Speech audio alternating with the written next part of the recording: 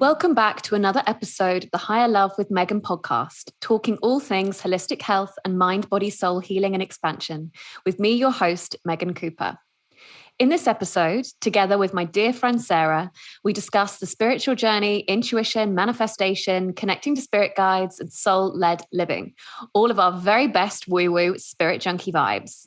You'll learn more about our backgrounds and journeys, transitioning from a corporate environment to entering the wellness industry, and some of the challenges and hurdles and lessons that we've faced and gathered along the way.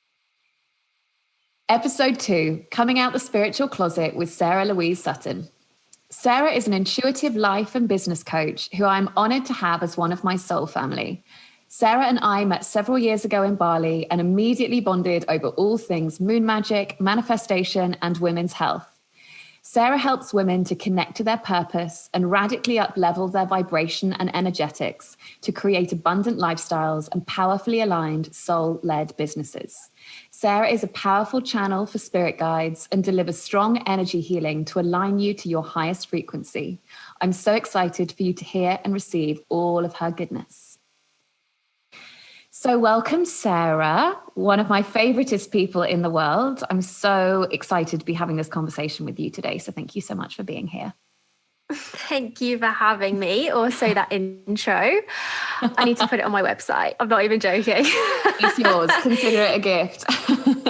Okay, so we've entitled this podcast Coming Out the Spiritual Closet, which I'm really excited to share with you. And I know that this is a journey that both of us have had to jump through various hoops and other things of kind of stepping into our own power and using our voice and stepping into work, which I suppose 10 years ago would have felt completely foreign. So I'm really excited to be sharing this conversation with you. The coming out the spiritual closet as a phrase always reminds me of Rebecca Campbell's book, Light is the New Black, where she talks about coming out the spiritual closet as not dimming your light to fit in and how the world needs your light, and how whenever you activate and shine your light bright, you give permission for the next person to do the same, which I always love. So let's just begin by asking you, what does coming out the spiritual closet mean to you? I guess for me personally, what it's meant, like if I think about my journey, is it's just really coming to own like my truth and my alignment and what feels really, really true for me. And doing that regardless of like fear of judgment or what other people will say or what other people will think. And so it really for me has been like this act of just trusting what feels really good for me and following that path regardless of what other people might say or do or think about that. So yeah, I guess for me, just coming into your authenticity, your truth, your alignment, and like being unapologetic about that. You know, if it feels good for you, then that's the direction to go. Love that. It's like a journey back to the truth of who we are, coming back to our sovereignty, a process of deconditioning, learning and unlearning at the same time, all of the things. Exactly. Awesome. So how did your, in inverted commas, spiritual journey start? And I'm going to use inverted commas for that because there's not kind of a word, is there, to describe kind of the process of, you know, how our lives continue and unravel. But let's use spiritual journey. So how did your spiritual journey start? Did you grow up in a family that was open to these things, or was it stuff that you came to later in life? So I was brought up without any beliefs around this stuff. Like the only thing that I was brought up with is kind of like anything that science can prove. That was how I was really brought up. And I guess for me, it all changed. Like it must have been 5 years ago now. And it was about 18 months after my dad had passed away, which I think was a very big catalyst for me of being like, okay, like I can't just keep doing this stuff that's making me really unhappy. I need to live my life. And yeah, for me, like what made me come to Bali originally, which is where it all started, was, I want to say this was super guided and intuition led me here, but I was looking for a yoga retreat And what popped up was an advert for a yoga teacher training studio instead. And I feel like from memory, this was the only or the first time that my intuition had been really, really loud.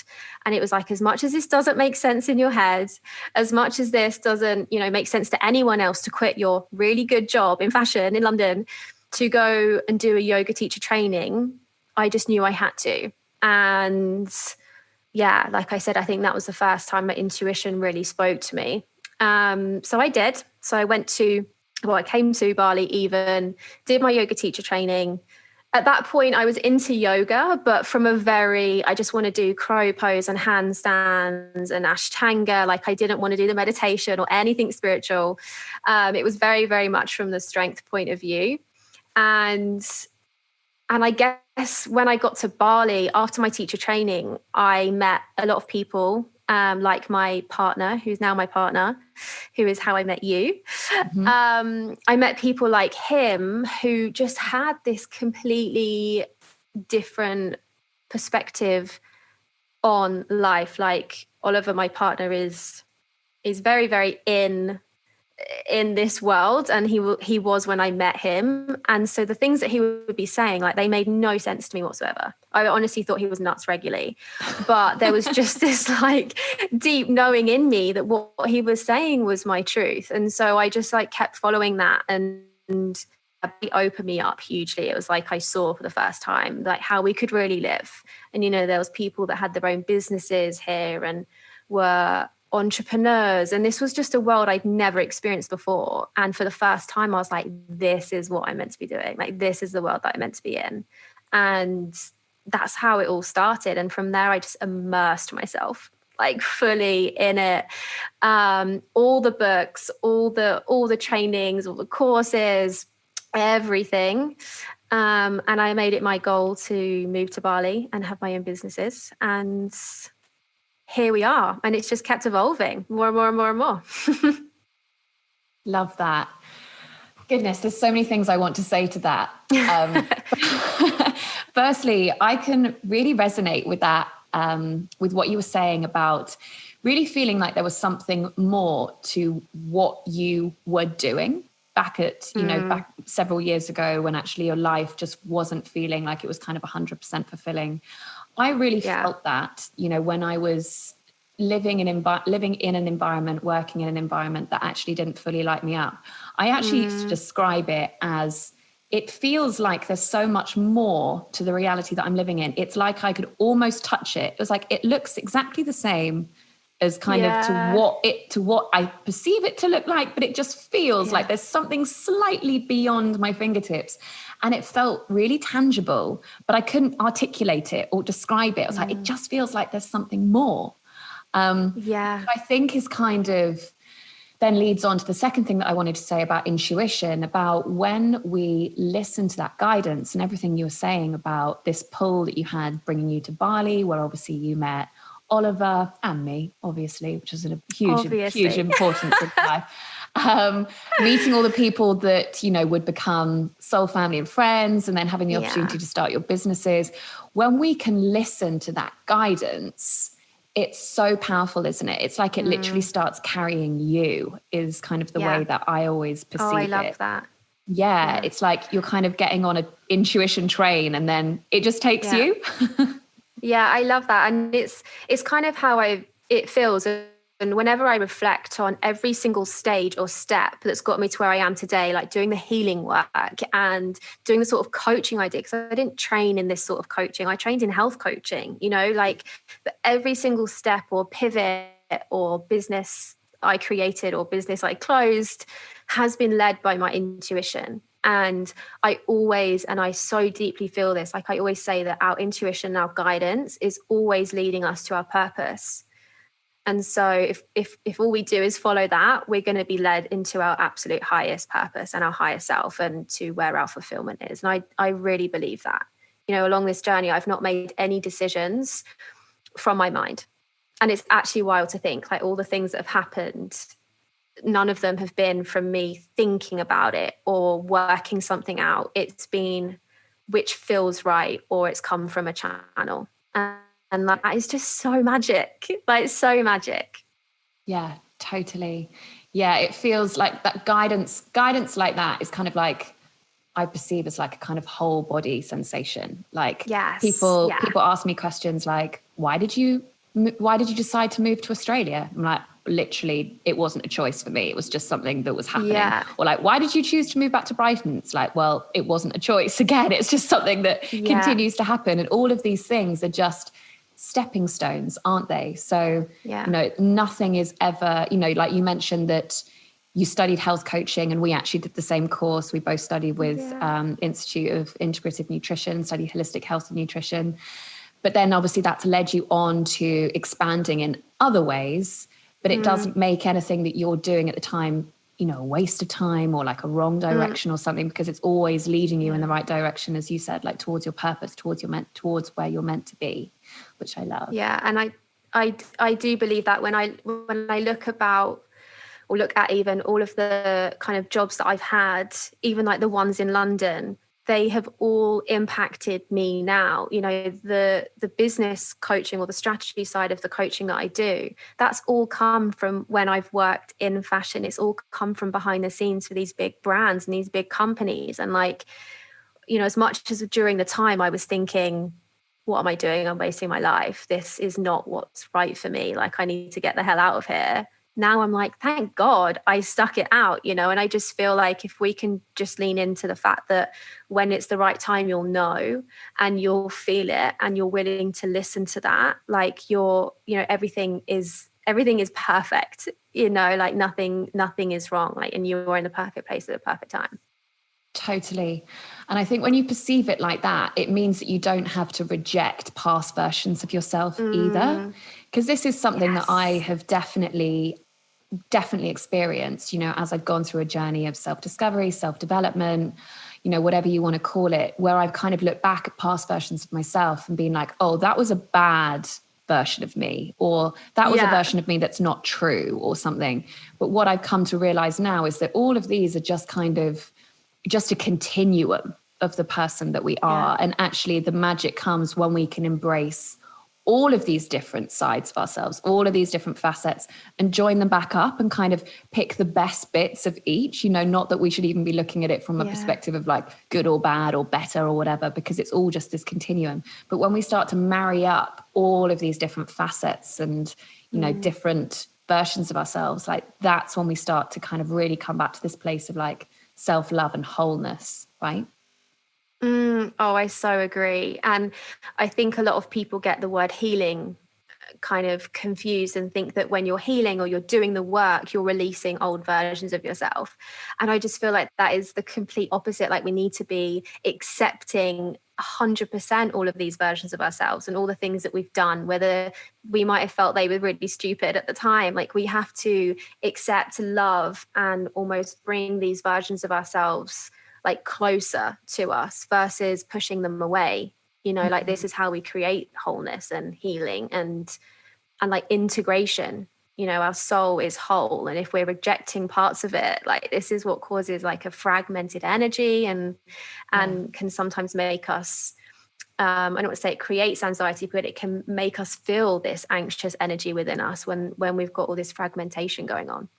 Totally. So just tell me a little bit about your background, because you used to work in fashion, which you've just said. And I love that we're having this conversation because, I mean, we're now having a super kind of, in inverted commas, woo-woo, magical conversation about all of the healing and, all of the magical coming out the spirit closet things. Yeah. But, both of us didn't start off in that dimension of things. You obviously worked in fashion, which I'd love you to explain more about. I used to work in insurance in the city. And similar to what you were saying. I still can't picture that, by the way. It still makes me laugh. Times have changed. Clearly. But I loved also what you were saying about when you did your yoga teacher training, and I was exactly the same as that, as what you were saying, that you just didn't want to know about any of the spiritual stuff. And I was exactly the same. I just wanted to know the physical bits. I just wanted to feel like more powerful in my body. I loved the physical practice of yoga. And I actually had an amazing teacher trainer who I rocked up at training and was just like, right, don't tell me anything about chakras. Not interested. As soon as you mention it, I'm out the door. Like, not interested. I'm going to switch off. And she was so patient. She was like, you'll come to it in your own time. And she was totally right. And it is a journey in that respect, isn't it? I mean, I started practicing yoga in my early 20s, literally just as a form of, firstly, to manage my chronic pain of having shin splints. Secondly, as like, just a bit of stress relief. But I never imagined that I would be opening myself up to like the journey that it then became, where you do just start discovering all of these other things that, you know, you didn't even know existed. So it's incredible that we're having this conversation further down the line from two very, very cynical, non-spiritual beings. Oh, honestly, if I just heard the word manifesting 5 years ago, I would have just like completely dismissed that person and would have written them off, you know, like, and now here I am doing the work that I do. It is really funny. But also so divine and so perfect, you know. One thing I want to say about what you just mentioned about the yoga, though, which I think is really important, because I think it's easy for yoga teachers to judge certain classes of yoga and be like, that's not authentic yoga, that's not right yoga, you know, like when it's yoga with weights or HIIT yoga. But the truth is so many people aren't ready for that sort of yoga. And I know for me, I would never have gone to a yoga class if it was advertised as anything spiritual whatsoever. You know, even if 100%. There was meditation in it, I probably wouldn't have gone. I wanted to go to have a different sort of workout than weights. Like, that is the only reason I went for yoga. And so, you know, I love the accessibility almost that we have now with yoga classes, to invite these people in at a stage that they're comfortable with. And you know, yoga works its magic. You know, it gets to you eventually, like whether it's a month in or whether it's 5 years down the line. So, I just wanted to say that because I think it's really easy. Like, you know, I hear a lot of people talking that yoga's really lost its path, but actually I think it's so beautiful that it's giving yoga to people that wouldn't want to do it from that place. Just to add to that, I mean, I always think that with anything healing modality, let's say, all that needs to happen is to put you on the path to where you need to be. Like, that's the only thing that it needs to do, because then your intuition, your guidance, your purpose will take you to where you're meant to be. But that's what happened with yoga for me. And I just rocked up at a yoga class, and God, it took a lot for me to get there. Like, my physio suggested that I went to a yoga class because of my chronic pain on shin splints. And I was like, oh, with all the like weird woo-woo hippies, like, no thanks. So I rocked up with a big chip on my old shoulder, but all that needed to happen was just to put me onto the path. Like, that was all that needed to happen. And yoga was, it really did start to heal me on a very, very kind of very faint subconscious level. Like, I noticed that I'd leave the yoga class and I'd be nicer to somebody in the checkout queue, or I'd get onto the underground and I wouldn't care if someone elbowed me in the face. Like, you just, all of these little things start happening on a really kind of low level. And then the rest just takes care of itself. But whatever, people will receive whatever they need out of. Oh, I love that. Or anything like that. But yes, carry on. I interrupted you. No, and I mean, I was just about to say, I don't think it was that quick that I stopped getting annoyed at people that elbowed me on the tube or got in my way. That was a really long time before that started to shift. But no, I was actually such, like, going back to the fashion industry, I was such an angry person. Like, honestly, the difference between me now and who I used to be when I worked in fashion and did that 2-hour commute every day, like, it was ridiculous. It was such a different version of me. And, you know, I guess it's kind of, when I reflect, it's like, well, of course it was. Like, it wasn't what was in alignment with me, you know? Like, of course I'm not able to be in my joy and my, like, peace almost, because it's so the opposite of what I should have been doing. But yeah, the fashion industry taught me, oh my God, it taught me so much, like I said, about the strategy and what I do now with my businesses. Okay, so the next question that I was going to ask is, one of the most challenging things that I have found and experienced over the years is when you go down a slightly different path to friends or family, or even the path that you kind of expected of yourself or other people expected from you, there's a lot of conflict that I've experienced with this idea of fitting in and worrying that people will judge you and that you won't fit in, and kind of that you don't fit in. So is this something that you have experienced as you have, you know, progressed in your path, and how did it feel and how have you handled it? So if I'm being really honest, I don't think fitting in has been something that was a struggle for me, because I'm just a really huge introvert. So I think that, I don't know, like this thing about fitting in with others hasn't really been an issue for me. But also I'm blessed to have found my soul family super, super early in my journey, you know, so I also really acknowledge that.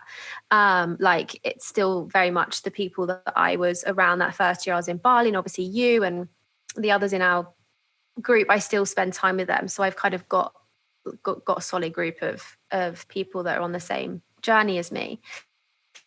I think what I really struggled with was judgment, and not so much from new people, but from people that were in my life before, and like people that knew me as a really angry human when I worked in fashion, you know, like I was so angry and resentful and hated the world and thought that everyone was evil. And like the shift in me, I felt so much, and you know, I probably judged myself as well for such a big shift, but I felt that anyone that knew me as that version of me would be judging me as how I am now, you know, talking about all the things that I talk about and being happy, you know, like it's a big shift. It was a big shift, and it happened very quickly. And, you know, it would be things like you'd be on Instagram and you'd see old work colleagues or old like family friends viewing your stories and stuff, and you're talking about this stuff, and it would like it used to hit me like really in the stomach of like, oh my God, what are they going to be thinking? And it was that kind of energy that was, it was hard to work through. You know, it was hard to work through. But what I would say now, which is really great in hindsight, is that what we think people are thinking are just assumptions. Most of the time, you know, we're just assuming these things. And actually, like I can sit here now and say that so many of those people that I was worried about, whether it is family, friends, old work colleagues, whatever it might be, the amount of them that have reached out and asked for advice, asked for help, or had sessions or become clients, like, you know, we really don't know what someone's thinking. And when we're putting ourselves in turmoil, it's just our assumptions that are doing that. And, you know, actually, you could be inspiring them. You know, you might not, you know, that, yes, you might be judged. And the ultimate healing is when you're like, it's cool. Like, I know I'm on the right path. I don't mind what you think of me anymore. I'm in my alignment. But also just bear in mind that actually these people might be really getting inspired by you. It's such a shift, you know, like that's inspiring. It's not necessarily negative. So yeah, I would say that's my kind of experience with it. Awesome.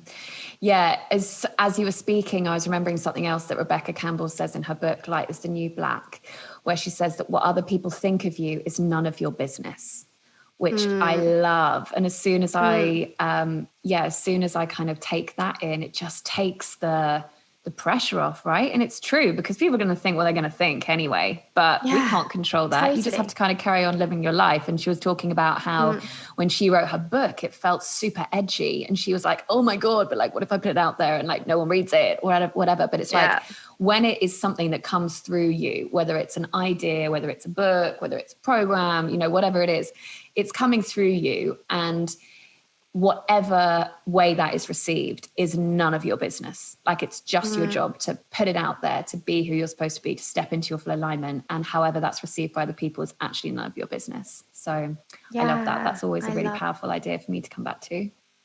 Yeah, I love that. She is amazing. And you'd maybe want to reread the book. Yeah. Because it was really great. Talking about books, we've been speaking recently about some work that you've been coming back to.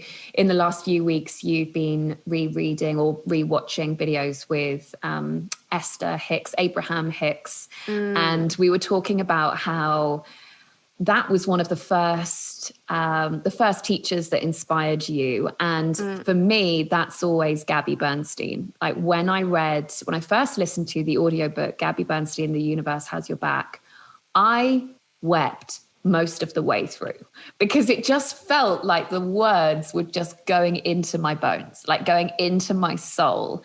And I was just it felt like it was just coming home to myself. And it's such a beautiful thing, like in our lives, when we just keep returning to those teachers that we found really early on. And David G, who does, he's a meditation teacher and he does recorded meditations on Insight Timer and other places. Again, when I first heard his voice, and he has this like gorgeous, like LA kind of LA drawl, and it's just like, oh, it just feels like honey for your soul. And whenever I hear his voice now, it just feels like the first time that I ever heard it. So how were you guided to discovering the work of Abraham Hicks, and how did you feel when you landed upon this work? Such a good question. Yes. It was actually just after I got back from Bali, and I was in a bookstore, and I hadn't really done anything into the law of attraction. I didn't know anything about the law of attraction, and definitely not anything about Abraham or Esther or Jerry Hicks whatsoever. And all I remember is like I was looking at this bookshelf, and I think I went in there for a different book. I can't remember what book I went in there for, but I was just looking at this bookshelf, and it honestly felt like all the other books were just completely like faded out, just completely black. And then there was this book, like the Ask and It's Given book was like bright and shiny and like twinkles around it. That's literally how it stood out in my view. Obviously that wasn't the case. It's purple and it's quite a dark book, but you know, that's how it looked. And I was like, oh, that's my book. And I remember reading it on the train home from London one time. And it was a commuter train, like there was people everywhere.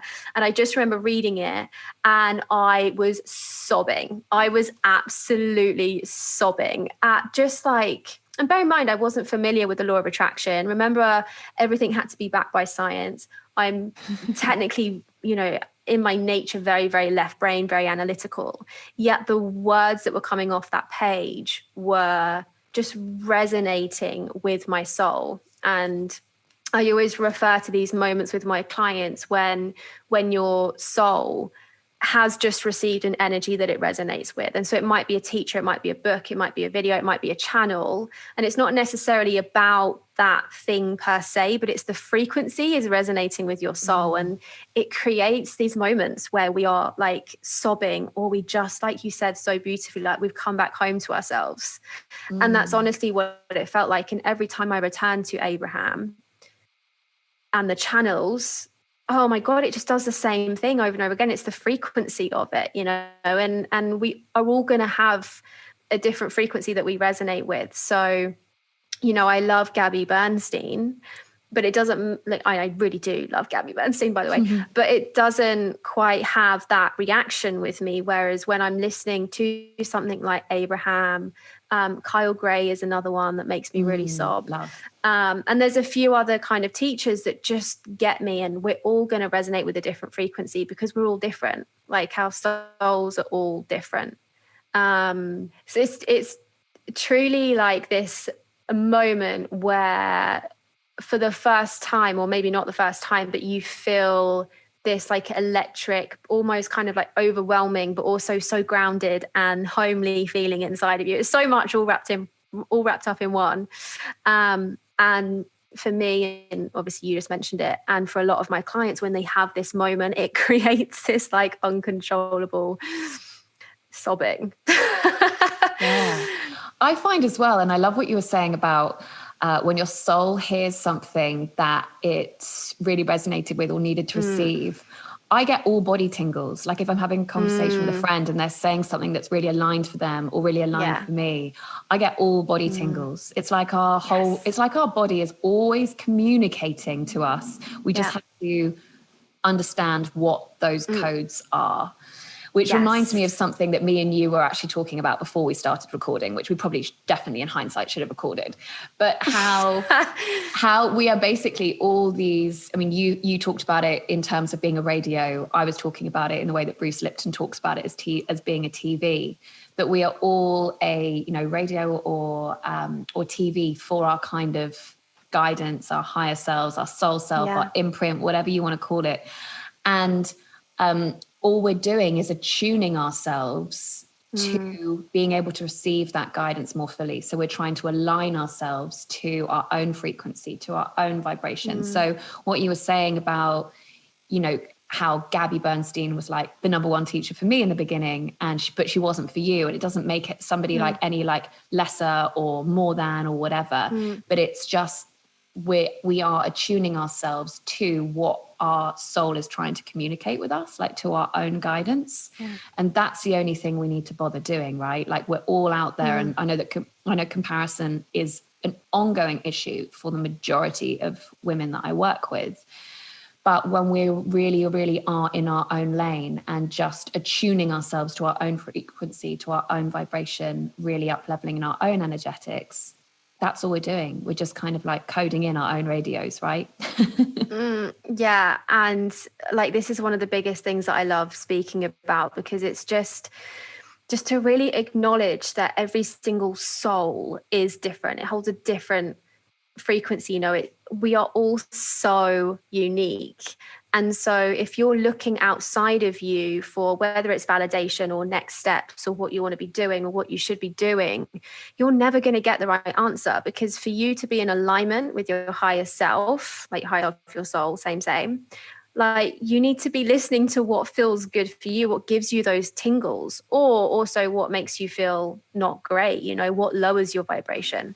Like what is meant for you will always raise your vibration. That's just kind of like soul law, let's call it. Like it really is.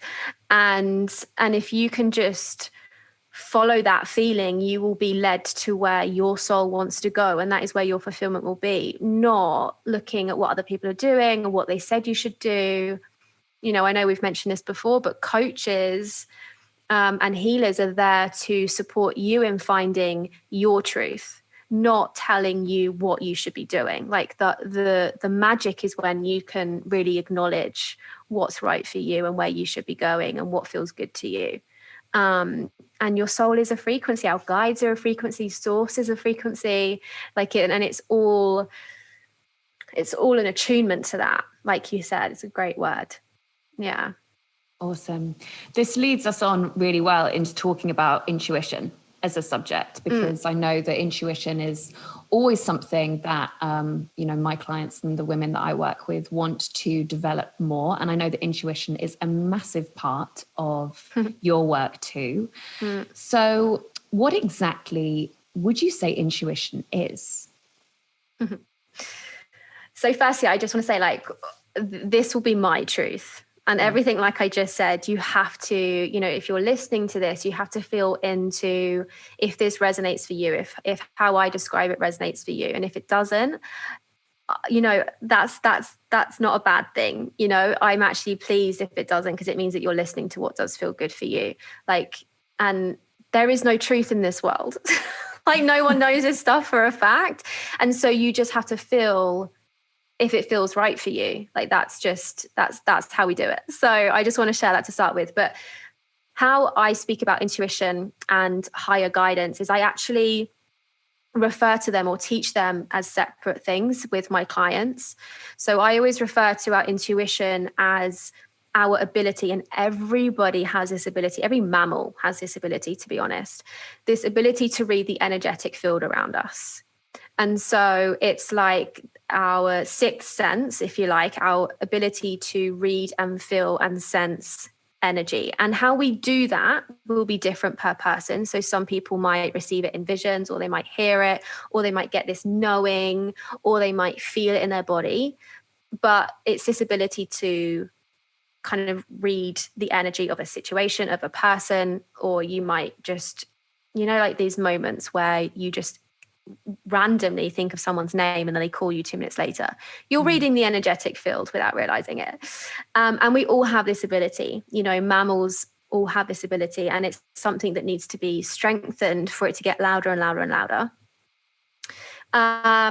Whereas higher guidance, the way that I talk about this is our ability to tune into other frequencies. So whether that's our higher self, which is like, our soul's energy, whether that is source energy, whether that is your spirit guides, angels, you're tuning in to a different frequency. And that again can come through any of the same ways that I just mentioned. So it can come through a vision, it can come through audibly, it can come through as a feeling, it can come through as a knowing, but it might not be the same as your intuition. So like my intuition comes through as a knowing, like I just know things that I'm not meant to know, and I feel things so deeply.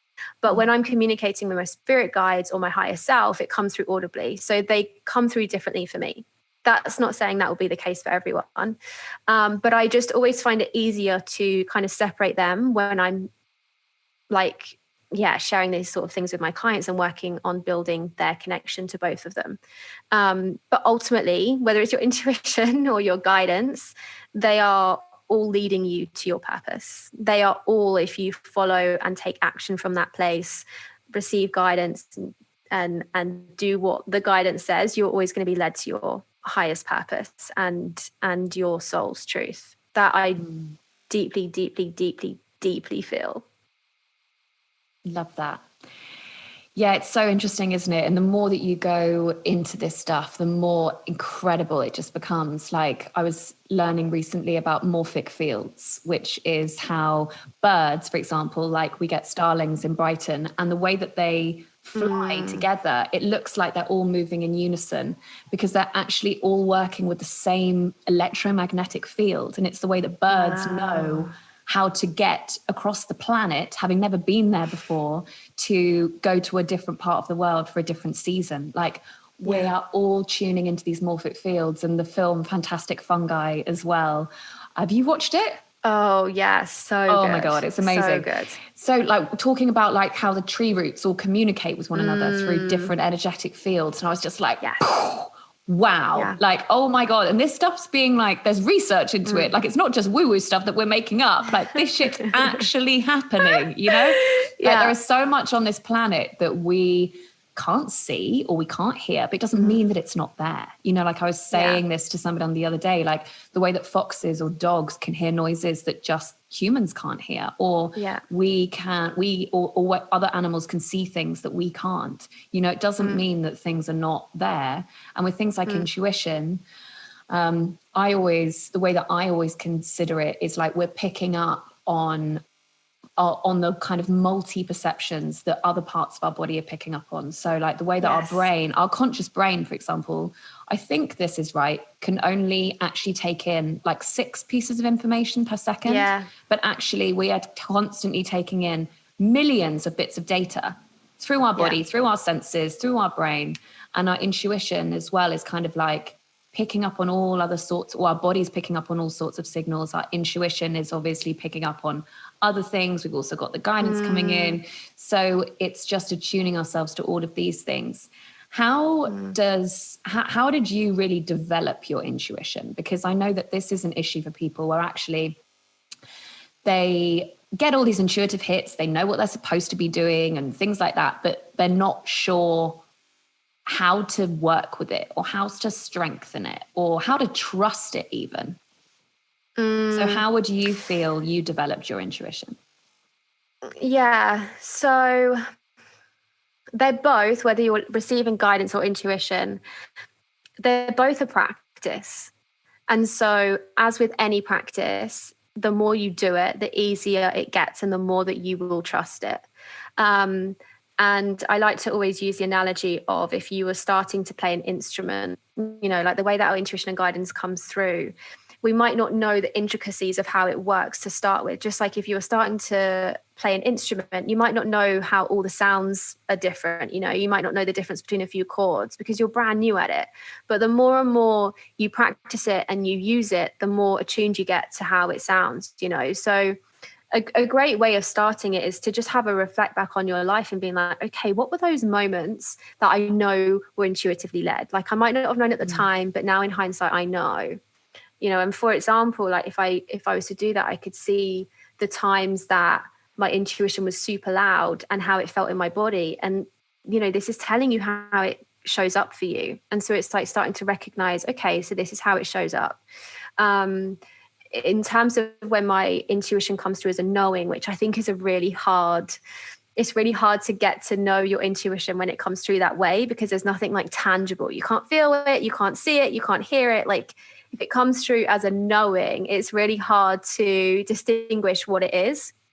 But what was happening was in all my sessions, like I would start speaking to someone and I would just know what they were going to end up doing, you know, at the end of the program, what their purpose was meant to be, what they were here to do, and all the things that would start to unravel for them. I would just know. And it wasn't until like this happened with, I don't know, like 10 clients, I was like, I think something's going on here. Like I'm really knowing things that I'm not meant to be knowing. And I used to like show my clients, like I wrote this down on session 1, you know, I wrote this down on session 2. And you know, it's not in a sense of psychic, by the way. It wasn't like what situations would unravel. It was more like who they were, you know, it was just more reading their energy from an intuitive point of view. And so this was one of the best ways that I started to pick up on my intuition of how that knowing came through, was I was like, I shouldn't know these things. And so it really was, again, going back through past experiences of when in hindsight, I realized that was my intuition. How did that sound like? Like, what did that sound like even? Like, how did that come through? And like learning from those experiences. And that's how I started to build my trust, is then when I was getting things coming through that I probably shouldn't have known, or there was nothing that would have made me think that with my mind. You know, I started sharing these things and the reactions that clients were having. And even for myself, like when I was following that voice and that knowing, the things that were unfolding, it was just like too magic to ignore, you know. And as soon as you start experiencing listening to guidance or listening to intuition and then doing it, and it being the best thing that you could possibly, or better than you could have even possibly imagined, it just builds the trust. You know, trust comes with time. There's not a sentence that I could say that could make you like absolutely trust it. It comes with you experiencing it. And what I also kind of say is that it comes with you choosing like this way of life. You know, like you kind of have to choose to be open to the magic. You have to choose to be led and choose this way of living. And that's what opens you up to these experiences. So, you know, if you haven't experienced the magic yet, so it's preventing you from trusting it, then first of all is you've got to choose it. You've got to decide, like, actually, I really want to live this life where things can just magically happen, where miracles can happen, where things unfold for me, where life happens for me. And it's that choice versus waiting for something to happen, because you have to be open to receive these synchronicities, you know, like you have to be open. You can't be close to it and still expect it to happen. That's not how it works. So yeah, that's how I would normally go about it. I love that, like it being a conscious choice, and then that's kind of the activation of learning to fully trust yourself. Do you get like a really strong yes or no with your intuition? Which is strong? Yeah, and this is how it comes through feeling. I would say my yes is strongest. But actually my no gets strong if it's something that's really, it really doesn't want me to do. Because my really no is no so visceral. Oh my goodness. When something's a no for me, it's like, and I try and do it, I feel physically sick. Like when I've been part of, you know, work projects or something which are no longer in alignment for me, every time I sit down at my laptop, I feel like I'm going to physically throw up. Which is quite difficult to wrestle with, you know. So when it becomes that strong in your body, you kind of can't really help but just start listening to it, because you can't spend half your life feeling physically sick with things that you're doing. So and I feel like the more you practice it, or the more you tune into your intuition, the louder and louder it gets, you know. So my yes now, and even my no to a lot of extent, is it's not louder. I'm just way more attuned to it now than when I first started. You know, I'd sit in meditation for about an hour just to get to a place where I could hear my intuition before. Whereas now, it was funny, just a couple of days ago, I was messaging a hairdresser's, and it was a new one that hadn't been to before, and I was messaging for an appointment, and my body was just like this all over dread. It was like full on dread, and I was like, I basically lied to them. I said I couldn't make it that day now. And I was like, I need to find another hairdressers because I'm not meant to go to that one. And then I find another one and my body's like a completely different feeling. And I go and then the most amazing experience. And she was great. Like, and this is how it can go. You know, I'm not sure what would have happened if I went to the other one, but I don't think I would have been as pleased, that's for sure. But, you know, like this is how our intuition and our yes and our no's show up. But a really good practice for your yes and your no's to get into it is like when you're in meditation or you've been, you know, in stillness, like 10, 15 minutes, let's say, just really tuning into your body and asking your body what your yes is. And then just feeling and it'll be so subtle to start with, feeling any shifts that happen within your body. And then asking what your no feels like and feeling the difference and the subtle energies that move and shift then as well.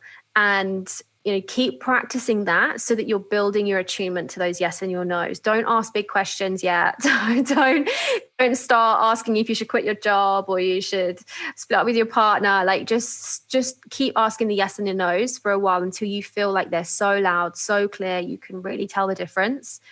And then what will happen is you'll start noticing it just coming through during the day. Like you might be messaging your hairdresser, or you might be, you know, booking a night out, you'll be messaging someone, and you'll just start to feel these feelings coming through. And this is how you really start to attune to your yes and your no's.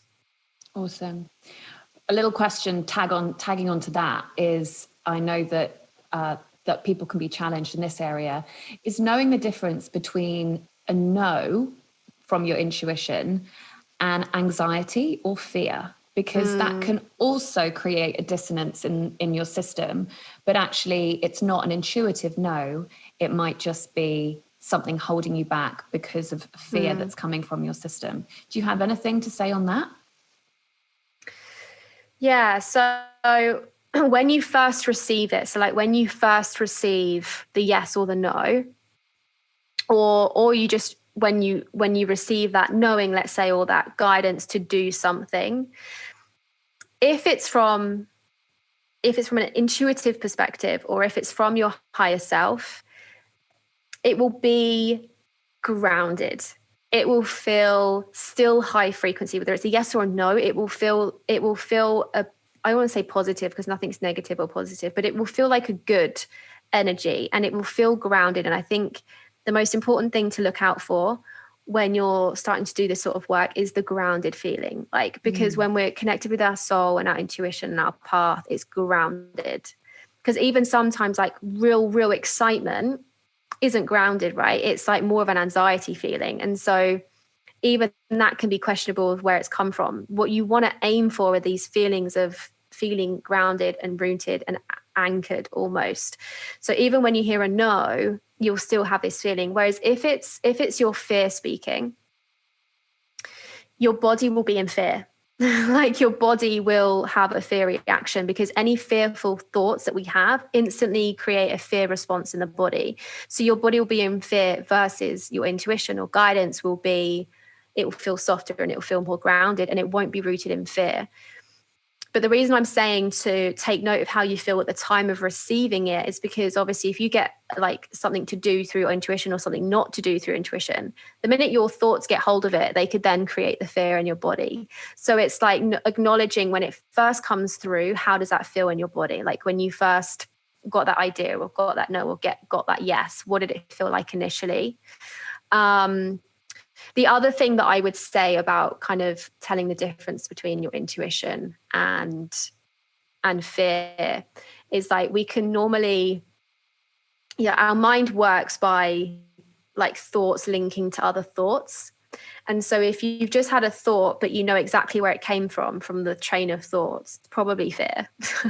Whereas our intuition is so random. You know, like it's those thoughts that just absolutely pop out of nowhere and you're like, where did that come from? That's most likely your intuition or guidance versus fear has come from a thought trail of some extent.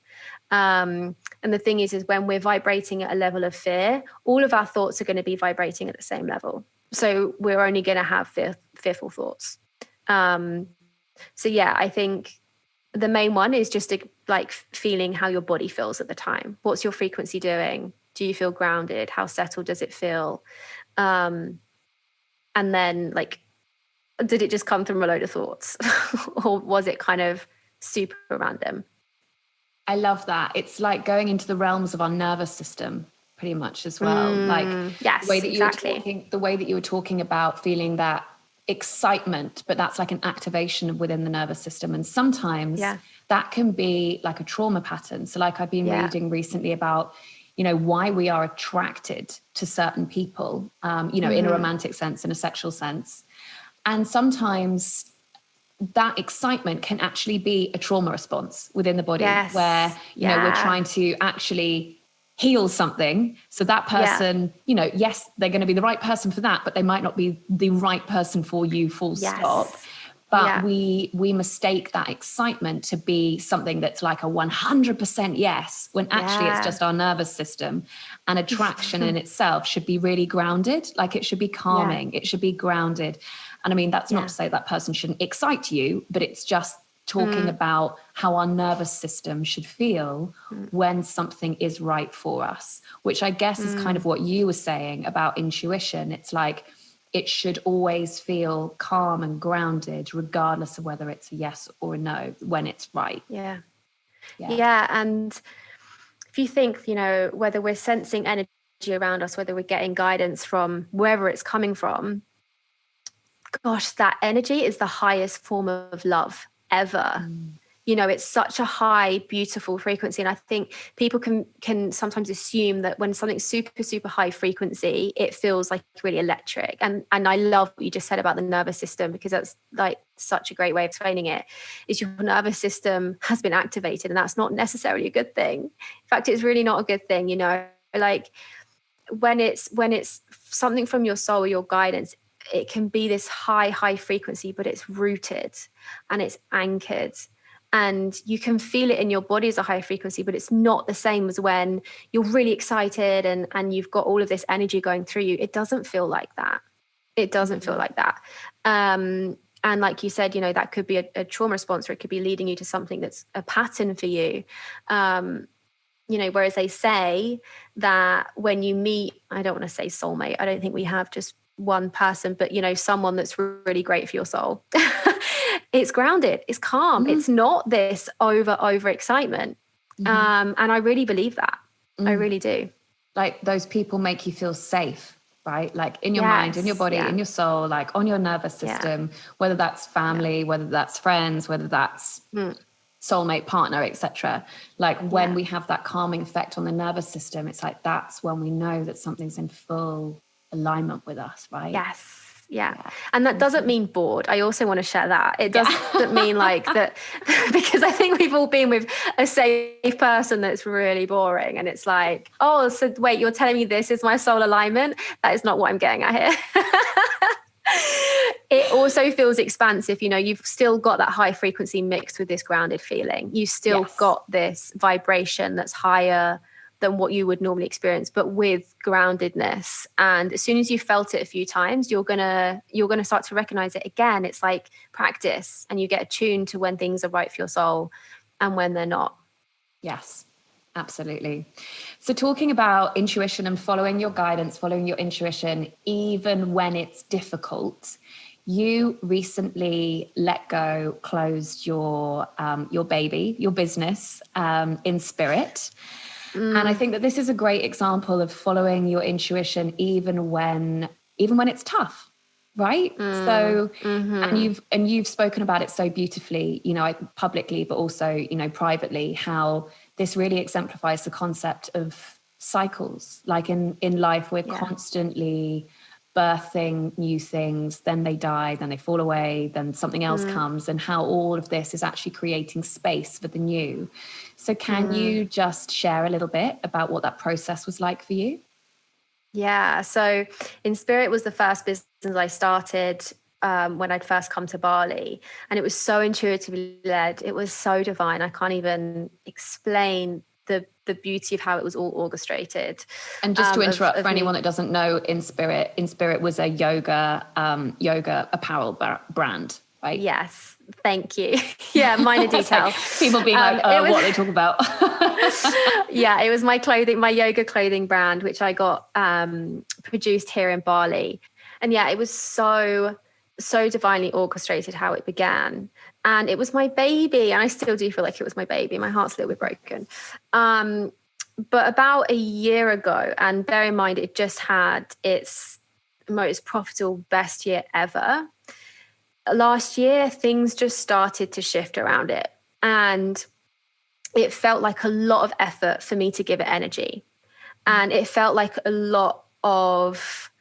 it kind of felt like there was a lot of roadblocks happening energetically to do with it. So I was getting new orders created, and I was getting new production done, so to speak.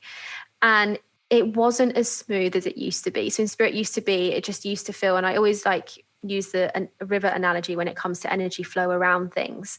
And it felt like I was going downstream when I started in spirit. Like energy was just flowing for it. Everything I ever needed, the right people, places, situations were just arriving when they needed to arrive. It was easy. It was seamless. It's hard work, but it was like coming to me easily. And then what happened last year was it felt like I was like kind of paddling upstream with it. Like it felt like things were kept getting in the way, like certain things were just occurring that weren't the easiest to deal with. And yeah, my energy when I was working on it, it was decreasing my energy versus, my coaching business, which just wildly increases my energy. And one thing that I always say is that energy flow around things is also how we receive guidance, and how we can also tap into intuition, because it's like when we're aligned with something, when our energy field is in a coherent energy field with what we're trying to do, it creates alignment, it creates ease and flow and grace and the right things happening. When we're not coherent with that thing anymore, we're not aligned energetically with that thing, it starts to create issues. And it feels like you're going against something that you shouldn't be doing. It has that kind of paddling upstream kind of energy. And this is what was happening within spirit. And yeah, I started feeling this about a year ago, and I just couldn't really handle doing anything with it. And also when I did tune into my guides, it was like, not yet, but it's coming, So I felt like there was going to be a time to close it down. And then it was a couple of months ago now, I got COVID. And the day one of COVID, I got the clearest message that it was time to let it go. And it had been quite heightened a few months before that of like, oh, okay, I really need to do this now. I'd received the guidance. It was the right time, but I hadn't acted on it. And then when I had COVID, this message just came through, and it was like, you need to do it. You need to announce it. You need to sell all the stock out. And that's literally what I did. As soon as I recovered from COVID, I announced it, and all the remaining stock, which I honestly thought this would be a couple of month process, went within 5 days. Wow. And this is what happens when you're aligned with something. Like it just goes literally out the window. It was wild. And so it was just like the biggest confirmation. But I think the reason why because as much as it was heartbreaking, it was this really grounded knowing that this was right, that kept me going through it.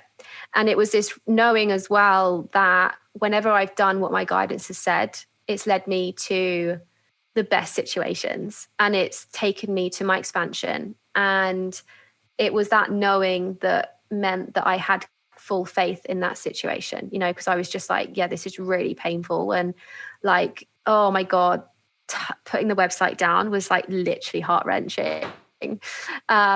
And my Instagram, oh my God, it was really, really painful. But I just knew that this was leading me to my expansion, because that's how the soul and guidance works. It won't ever do anything or tell you to do something that isn't going to lead you to your expansion and your higher self. And I just, it's not going to just fuck your shit up on purpose. It's not going to just fuck your shit up on purpose. And I can now sit here and say, like, it's been about 6 weeks. What's come through in that time is actually wild. And the energetic upgrades that have happened since is also mind-blowing. And so it's just, again, as much as it was huge that it just sold out in 5 days, what's come through from that space, because, I've now cleared a huge part of my energy field. I've now completely let something go from it.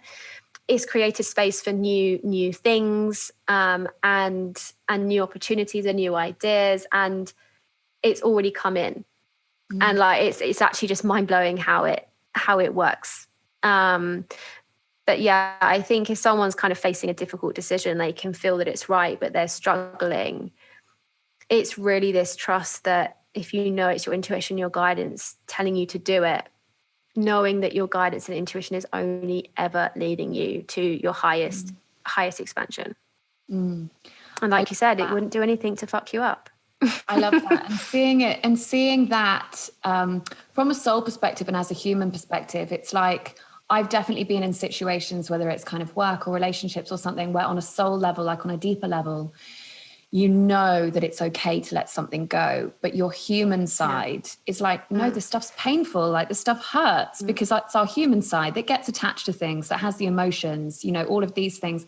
So it's kind of honoring the guidance of our, you know, our soul, where it's leading us, but also giving voice to the human part of us that's like, no, this stuff's really fucking hard, and just allowing that to be heard at the same time.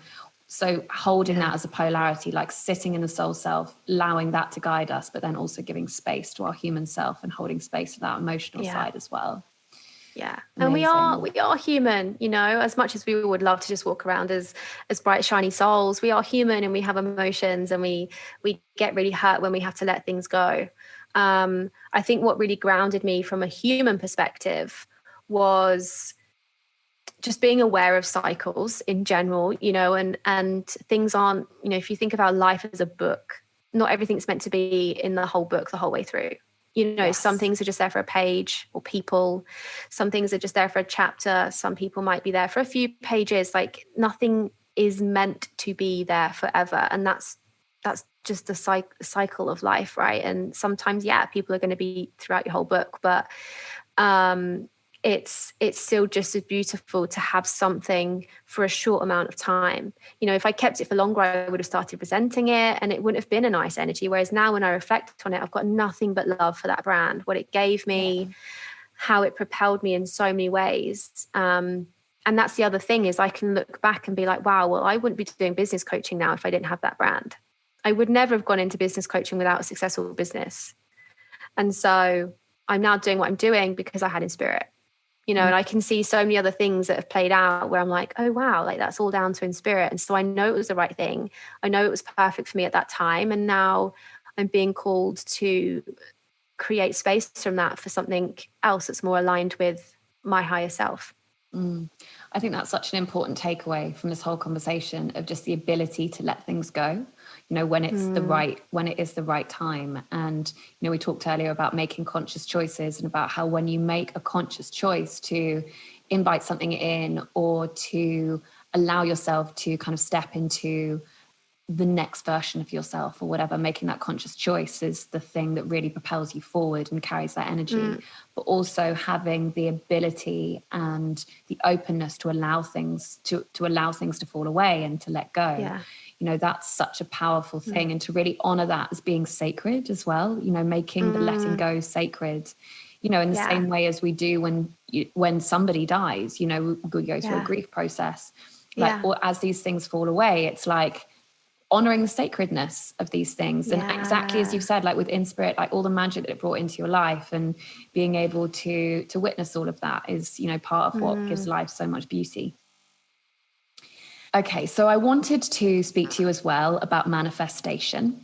I know that manifestation is something that you speak about a lot and use a lot in your personal life and in your work as well.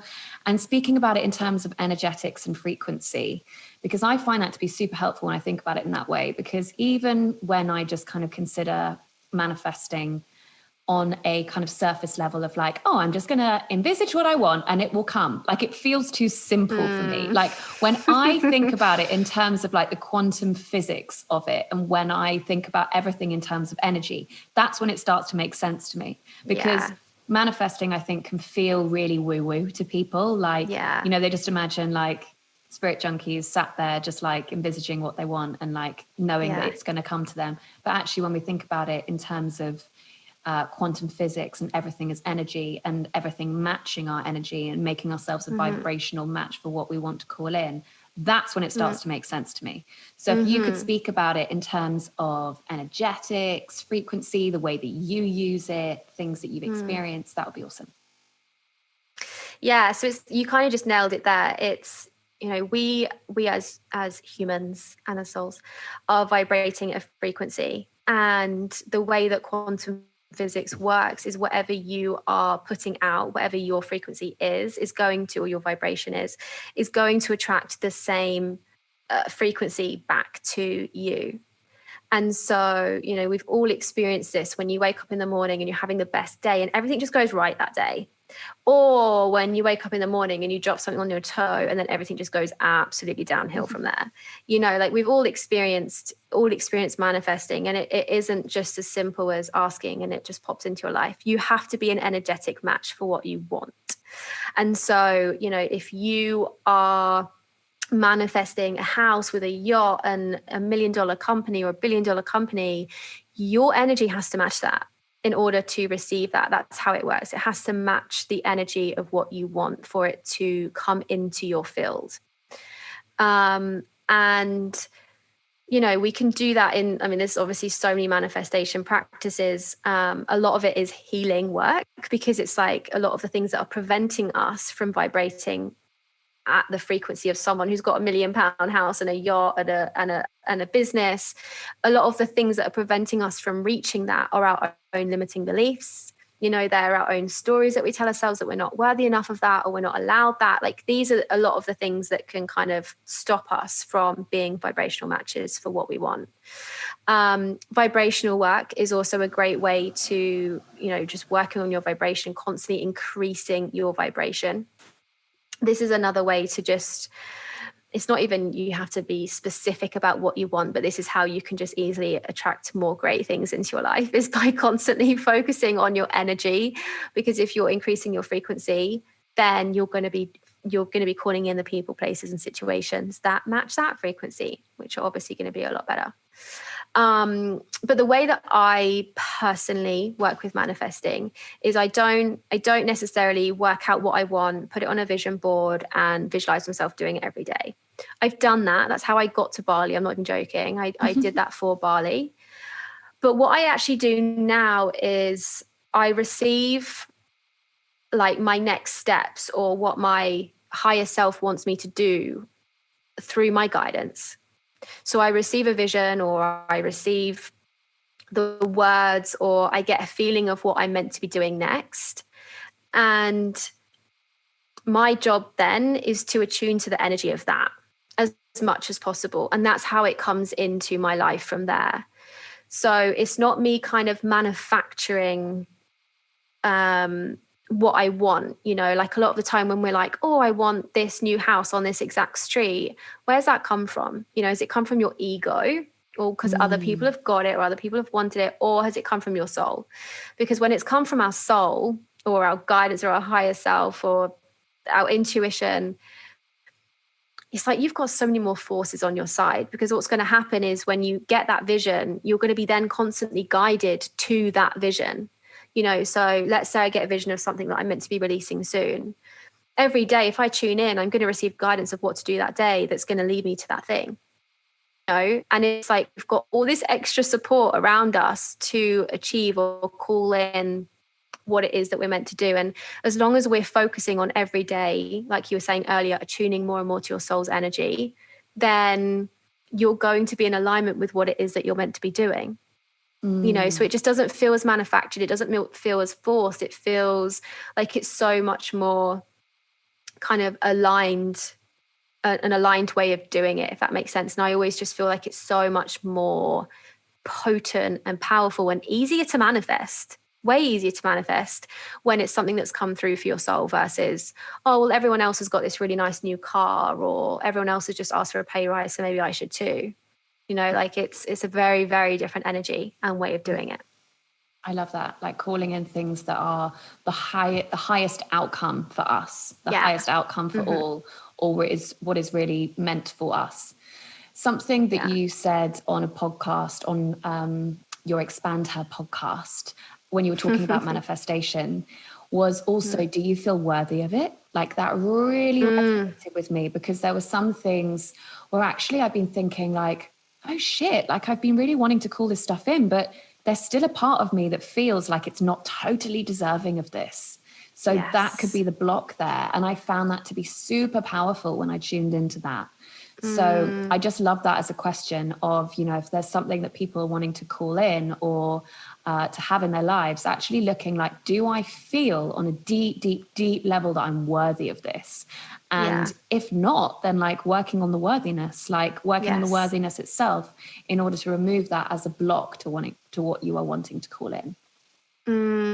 Totally. And I think this is why if you're receiving something through your channel, it helps again, because it's like, okay, well, that's what my higher self is telling me to do, so I must be deserving of that. Do you know what I mean? It's a very different energy of you kind of trust that if that's what your higher self wants you to do, then you're capable, or you're deserving of it, or you're worthy of it.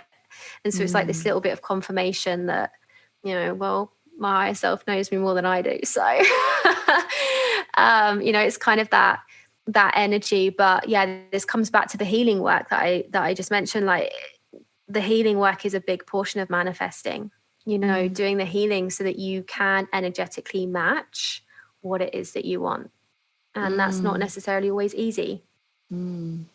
I love that. It's kind of like reminded me of this quote, I think it's by Rumi, which is saying that it's not our role to learn to love. It's our role to remove the blocks that stop us from seeing love in everything, or something like that. It's kind of like what you were talking about with manifesting. It's like, it's about removing the blocks that we have to calling these things in.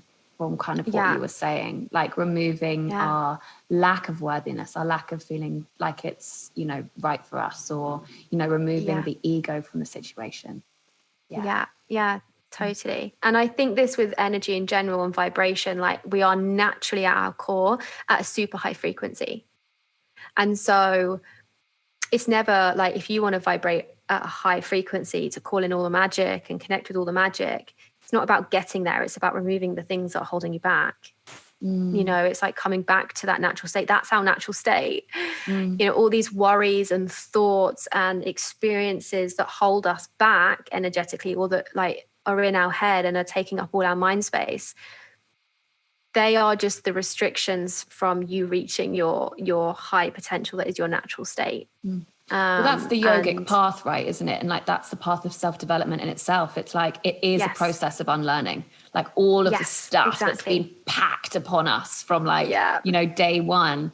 It's the process of undoing, of like deciding, actually, this isn't mine. Actually, this isn't the way that my life is supposed to be, or, you know, this doesn't feel right for me, or, you know, actually, no, that's conditioning that's been placed upon me. So awesome. Okay, so now just capping off with speaking to spirit guides, which I know you did a post on, or an IGTV or something 6 months ago, or like a few months ago or something, really talking about speaking to your spirit guides, which I know felt super edgy for you. Super edgy for you. But this is obviously work that you have stepped into, that you're getting a lot of, you know, personal benefit from, but also in your work. So can you just guide me through what that means to you, speaking to your spirit guides? Like speak me through that. Yeah, this was something that started happening a couple of years ago. And slowly it started to go into my sessions. And so now, you know, in all of my healing sessions and my normal sessions, I will receive guidance from my clients' spirit guides for them, as well as my own. And whenever and it's just always so beautiful, because obviously I work with new people all the time, and most people haven't really received messages from their spirit guides before. So a lot of the time, the people that I'm speaking to, it's the first time they've received messages from their spirit guides. And I kid you not, I reckon 9 times out of 10, they just burst into tears, because they can feel the energy that comes through when it's something that's come from your guides. And it just feels like the warmest hug of love and just unconditional, oh my God, just love is the biggest word ever to describe it. Like, it's the most nourishing feeling ever when you're receiving messages from your guides. And it always feels like this energy of just absolute support for you. It's like we have this ability to just be guided and supported and loved, like unconditionally loved at all times. And the ability to tune into this energy and this support is always there for us. And that's what's just so beautiful about it, is it's just this constant stream of this, the most divine feeling in the world that we do all have access to. So that's just like, I guess the feeling of it is just enough. And then in terms of what actually does come through is always, it's just always stuff that you just can't make up. You know, it's stuff that is so deep within the clients or within me that I hadn't acknowledged on a mind level, or like my clients have never thought about. It's just always so potent, so activating, and oh my God, it's just so magical. I'm obsessed. I'm actually obsessed. It's my favorite thing in the world. And if all I did was just speak to spirit guides for the rest of my life, I think I'd be pretty damn content, to be honest. Like, it's just like receiving like just the biggest warm hug ever. But also paired with deep healing, you know, like what comes through those sessions is always so potent and so beautifully, I'll say worded, but like so beautifully said.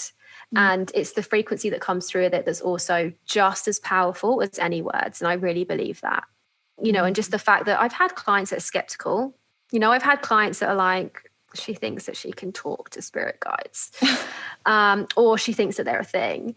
But there is no denying it that when they hear or receive a message, they know, like there is a body reaction, like we were saying before, like there is a body reaction that happens. And most of the time that they will cry the first time they receive it, if not every time. Yeah. To be honest. And the frequency of that love, I think when you have felt it or experienced it firsthand, it's nothing like what I had an experience. The first time I ever went to a silent meditation retreat was in my mid-20s. And I had spent the first 3 days being like, why the fuck am I here? Like, why am I not in Ibiza, like raving with all my mates? Why am I here with like all these fucking weirdos sitting in a room meditating in silence? Like, what the fuck? And on like day 3, I just had this moment where literally it was like my heart popped open, and it was like this circle of energy just going into my heart, just this interplay of energy between me, between whatever you want to call it, the universe, energy. And it was just the highest frequency of love. And from that moment, it was like loneliness and kind of desperation just kind of ceased to exist. Yes. And even though I can feel that on a human plane, you know, like the year that we've just been through, like, of course, I still feel those emotions as a human. But I think when you touch that kind of frequency yourself, or had it communicated to you via somebody, for example, like you feel so supported and so looked after. Yeah. It's like you no longer have to doubt how connected we all are, which I think is such a powerful thing. And just knowing that you are held constantly in that level, in that high frequency of love is so powerful, and it's so special. And it's honestly just something that every single human on this planet should feel at some point in their life. So I'm really grateful that you're doing this work for people. Thank you so much. Honestly, it's the most rewarding thing, because as well, as soon as they feel that and they feel that love, you know, everything changes. I know that sounds really dramatic, but it's the truth. Like as soon as you can feel that frequency for the first time, or you can feel the support. And when I say unconditional love, like it's not like an unconditional love that any partner could give you. It's like a whole new unconditional love feeling that comes through. You know, they're never angry at you. Our guides are never, I post a lot of memes, and it's kind of like memes of you know, people looking really angry at another one, and it's some meme about your spirit guides being pissed off at you. It's never like that. You know, our spirit guides are always so proud of us, so in awe of us as well. I get this all the time of just how in awe they are of, you know, us having this human experience almost, you know, like they see us in the same way we see them. And that's like always just such a beautiful thing to remember, is like, as much as we see them and these magical things, they see us as these magical things, you know, like, because they see us not as a human, they see us as a soul. And as a soul, we're already whole and complete and perfect, and nothing needs to shift on a soul level, you know, and that's how they see us. And so it's this constant reflection of our truth whenever we connect with our guides. It's like that reminder, oh yeah, like, I'm whole, there's nothing that needs to change, there's nothing wrong, you know. It's just this constant like mirror and reflection.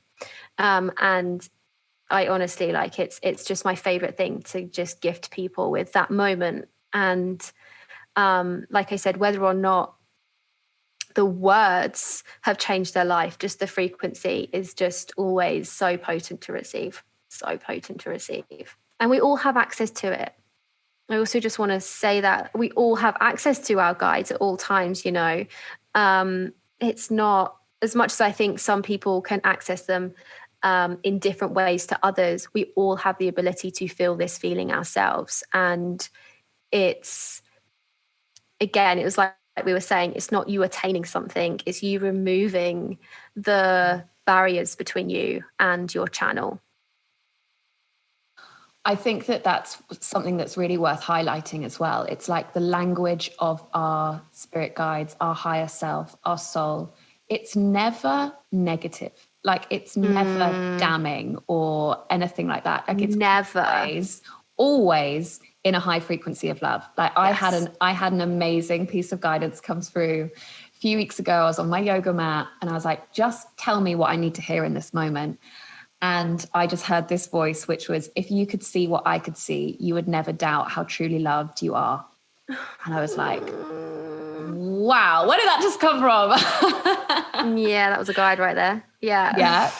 And just these amazing things that drop in. But I mean, I do sessions with people, like whether it's EFT or coaching, and, you know, I'm like, okay, so what is your guidance saying to you right now? Or especially, you know, when you're doing EFT tapping and you're deep in your subconscious, and I'm like, okay, what is being communicated to you right now? And people are like, oh, that like you're not doing well enough. It's like, no, that's your conscious mind. You know? Yes, absolutely. If that's what you're hearing, that's your conscious mind. That's not from deep within. Definitely not. You know, because that's only ever attuned to a frequency of love and support and connection and all the feels.